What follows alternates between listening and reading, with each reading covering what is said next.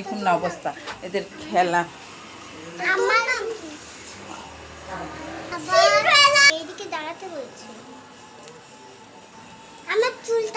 এটা সাহস দেখুন ছোটটা। এখানে একজন ম্যাডাম, একজন আবার রাগ হয়ে গেল যে আবার চলে গেল। এটা সাহস দেখো, দেখো আবার হাসে,